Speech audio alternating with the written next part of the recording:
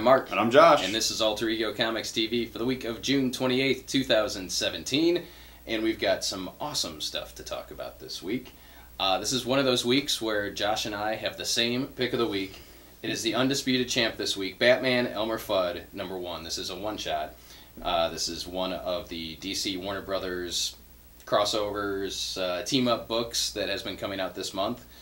And this is written by regular Batman writer Tom King, artwork by one of my favorite artists, Lee Weeks. Love to see Lee Weeks back in the Marvel or the DC universe. And this is like nothing you have ever seen before. This is Elmer Fudd as if he existed within the Batman universe. He's not a short, goofy guy. He's actually like a bounty hunter, or he's like an assassin or he's something. An assassin, yeah, I'm not sure. Yeah. And he has his sights set on Bruce Wayne. And this is just so good. From the dialogue, basically the whole book has Elmer Fudd's inner monologue going. It's like a noir movie. Yeah. You know, it's like The Girl Dummy Wong, and it's amazing. What about your Wong? Oh, sorry. I'm just yeah, so King writes it in Fudd's unique speech impediment way. And they spend a lot of time in a bar called Porky's, which is Porky Pig's place. And if you look around the bar, basically all of the Looney Tunes characters are there. Except Daffy. No, was there an analog? I don't know if Daffy? we saw him, but I can't give too much away here, but okay. There's there. Oh yeah, that could be. Yeah. I assumed that was still this guy, but you're right. It's a different outfit. Yeah. So pretty much everybody, and again, I guess look for them. You've got Foghorn Leghorn, Yosemite Sam, Tweety Bird, Marvin the Martian.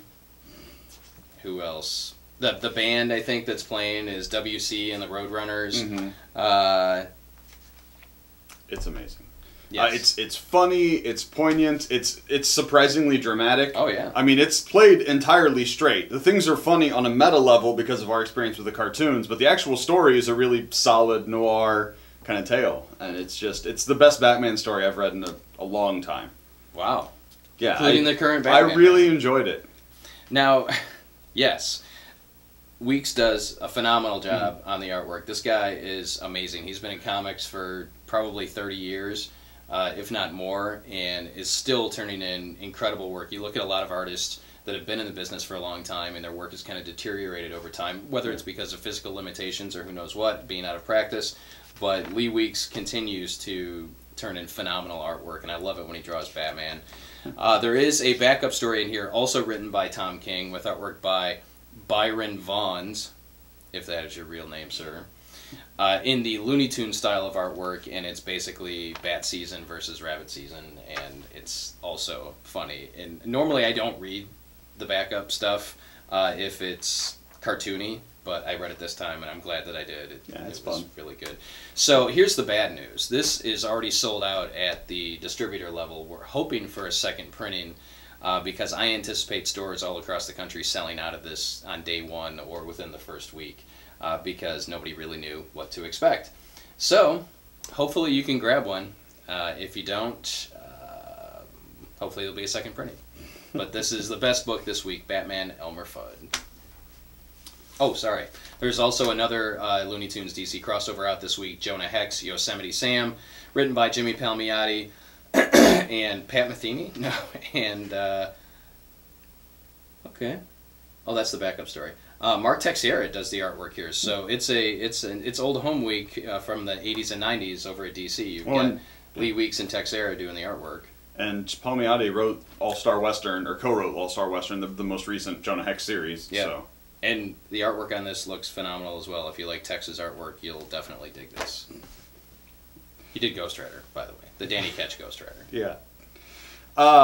Next up for me this week is Totally Awesome Hulk 20. This is the second part of Weapons of Mutant Destruction. And I don't care at all about fighting crazy robot things, the mutant people that are trying to, not mutant, but the Weapon X robots they're sending out to assassinate people. But I really love the character moments in here. Something about, I mean, like a non-trivial chunk of the book is sort of borderline social commentary on Stryker and his church and the bad things that people do in the name of God and religion. Then you've got Amadeus Cho and Lady Deathstrike, which is a super weird team up, so they have different perspectives, but they're also both interesting. And yeah, just amazing fun. It was not at all what I expected, but Greg Pak delivered, and I should not be surprised because he pretty much always does. Did you talk about this last week? I talked about the one shot last week. And you week, revealed who the bad guy was? I don't remember if I did. Okay, we just mentioned it here. So oh, Stryker, yeah. And for those of you that haven't been following comics for a very long time, Reverend Stryker has been against mutants since the God Loves Man Kills storyline or graphic. It was an original Marvel graphic novel when they did the oversized, big. When original graphic novels weren't a thing yet. Yeah. So Stryker's been around for a long time, so he's back. And was he in the X-Force thing? I think he was the end of the X-Force arc, because I don't. Yost and. Because I wasn't surprised when I saw him in it last week, so I assume I already knew about it from somewhere. Okay. All right, next up for me is a huge surprise. Clue #1 from IDW, written by Paul Allor and artwork by Nelson Daniel. And this is a comic book based on the classic board game. Or perhaps based on the not-so-classic movie. Or the much more based on the movie than the cult classic movie, yes. And I could tell from the first couple of pages that I was going to dig this, because the butler is the narrator of the story, and he's speaking to us, like breaking the fourth wall, and it's just cool. So you've got the classic characters from the game, you've got versions of the classic characters from the game. Miss Scarlet, Mr. Green, Dr. Orchid. Except Miss Scarlet's like a senator, right? No, Miss Scarlet is the Australian rock rock White star. that's the senator. Yeah, Senator White, Mrs. Peacock, Colonel Mustard, and Professor Plum. And the host is A Body, which is some Mr. Body, A Body. And the way that the characters are all kind of connected to each other in one way or another. They're there because of the pharmaceutical stuff, I presume. Well, no, it's a big famous mansion, and this is their chance to see the inside of it, is what they kind of imply. Yes. Well, Scarlet was hired to perform, but that's right. And of course, somebody is murdered, and a mystery is afoot, and everybody is kind of wondering who did it and that sort of thing. And by the end of the book, there's a second murder, and there's some police involved, and the dialogue is fantastic. It's funny. It's genuinely funny. The banter between the two police detectives, the dialogue between all of the characters, and again the all-knowing, the omniscient butler. Who literally, I think, refers to himself at one point as an omniscient narrator. Yeah, and then, the end, the butler turns and looks at us and says, "To be continued." Well, obviously, that's how comic books work. And then the really neat thing, which I didn't really get until I got to the end of this, is that there is there's bonus material, or I should say it's almost like an after-credit scene. Because if you go through the back matter, there are 2 more pages that you'll get to, and the final page is one of 3 different pages that have been printed in the print run of the book. Right, so, and it's on the back cover, so I would assume it's tied to the variants. Possibly. Since that's the piece that has to change, if that would be the logical way to do it. You would think. I don't know. We can go look at ours when we're done. Figure it out. So Clue #1, don't dismiss it out of hand as another cash grab by IDW, who also has other Hasbro licenses. I'm assuming Clue is Hasbro, because Hasbro owns like all the board games. Not all of them. All the mass market classic board games. Maybe not even classic. Josh's going to punch me soon. Clue. It's awesome. It is. Next up from Valiant, a new #1, Secret Weapons, written by Eric Hessier. Artists Raoul Allen and Patricia Martin. And don't be scared, but this takes place in the universe of, what was that book called? People with powers in their minds. Harbinger? Harbinger. In the Harbinger universe. In the Valiant universe. In the Valiant universe, after its fallout from the Harbinger stuff. The good news is, I didn't read much Harbinger after the beginning, and I followed it fine. So basically, a dude was gathering together people with special psychic powers. His name is Charles Xavier. No, his name is Harada, and he turned out to be kind of a bad dude, and stuff went terrible. His whole thing imploded, but now we've got kind of rogue elements that he was developing, and what we get here, the secret weapons, are people who he spent a lot of money developing so that they could trigger their native natural superpowers, but their superpowers were dumb, like talking to birds, or things that he couldn't weaponize or profit from.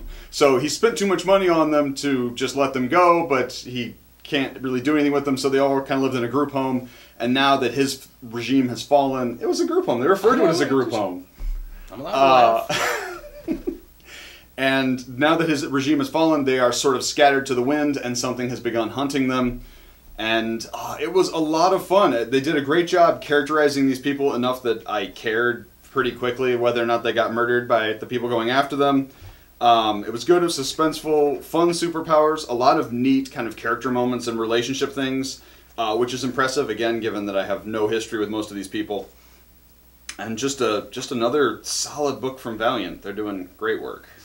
And the writer is the screenwriter of the movie Arrival. Oh, I didn't know that. Yes, that was their... That makes sense. They're really pushing that hard, and I believe he is attached to the film versions of some of Valiant stuff. So I do remember hearing that, yeah. I hope that stuff comes to fruition, because Valiant is really working hard. They're putting out lots of quality product, and it deserves your attention, really. All right, next up for me, 2 books from DC that just continue to be great, and I'm really just talking about them because as I was reading them last night, I just thought, this is phenomenal. These guys have been writing these books for a year, and not just once a month, but twice a month. And the stories have been consistently excellent. So first up, Detective Comics number 959 by James Tynion IV. Artwork by, damn, why is it at the back? That person. There we go. Alvaro Martinez, who's done some previous art on Detective. And, you know, this is just really solid. I always enjoy Batman and Zatanna getting together because they have a history together. And I think Bruce kind of lets his guard down a lot when he's with Zatanna, maybe even more so than he's with Clark. I think he and Zatanna have this connection. Well, they have a past relationship, and also she could read his mind and rewrite his thoughts if she wanted to. So there's no point in really. Yeah. But this continues the Azrael storyline, where there basically is a new Azrael AI suit that is out doing away with everybody that's connected to the previous program, and Jean-Paul Valley is having some serious questions of faith. If you had told me 10 years ago that I would want to read a book with Jean-Paul Valley in it, I would have called you a liar and a fraud. But yes. This book is awesome. But the way that Tynion has put this team together, you care about every person on the team. So kudos, Mr. Tynion, on that. And then Flash, number 25, is out this week, written by Joshua Williamson, artwork by a trio of artists. Our regular guy, Carmine Di Giandomenico, Neil Goog, perhaps, and Ryan Sook is thrown into the mix.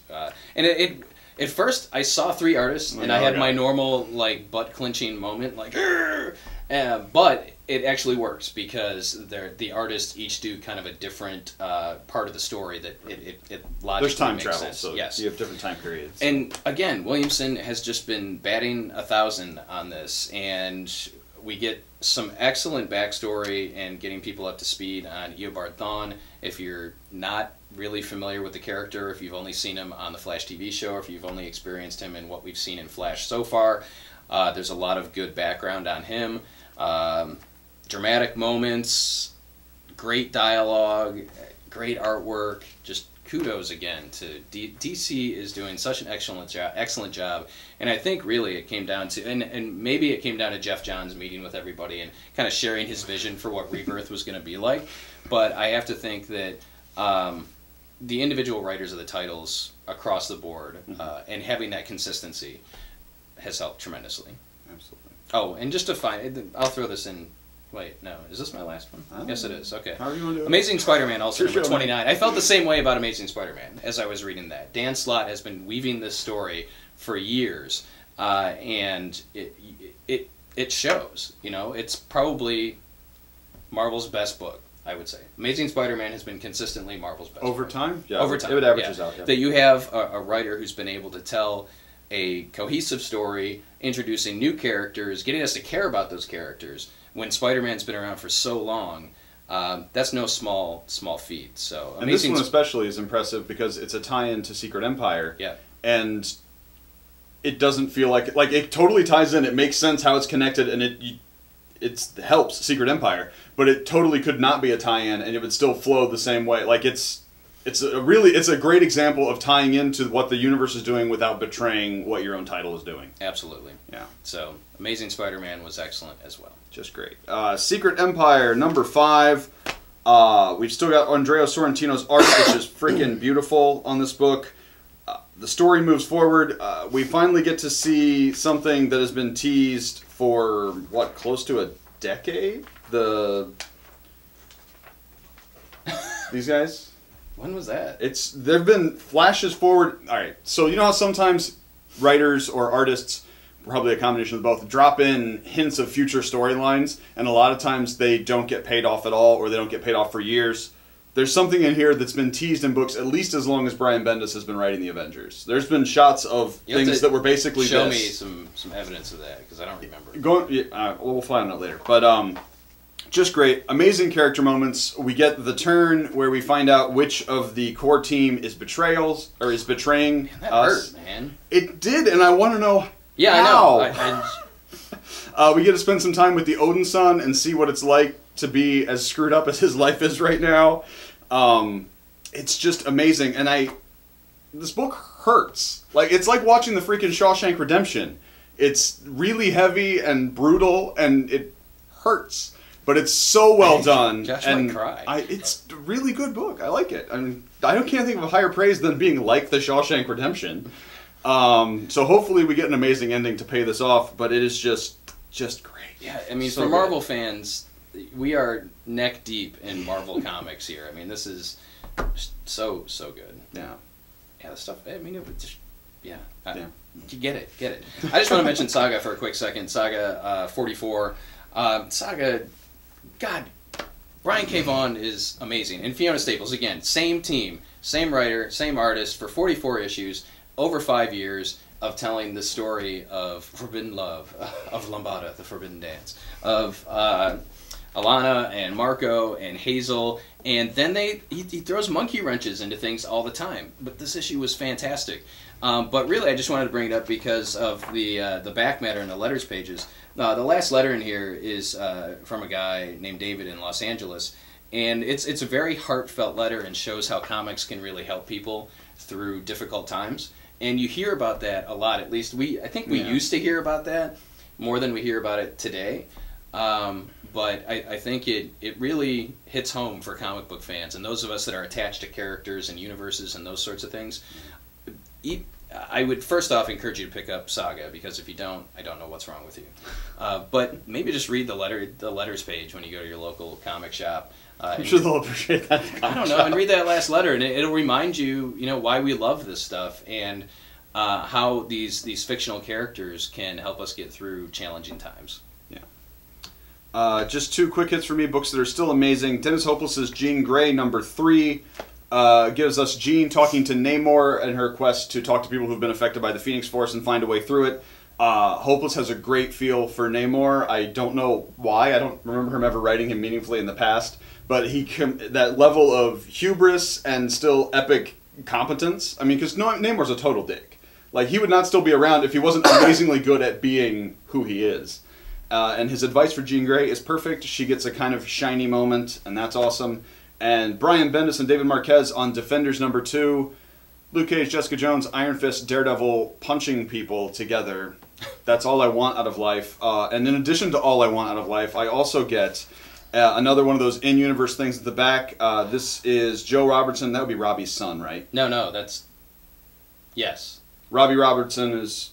worked for No, Joe's the older one. Okay, Yeah. so who's Robbie Robertson? His son. Okay, I have him backwards. Yeah. That makes more sense. I thought it was weird.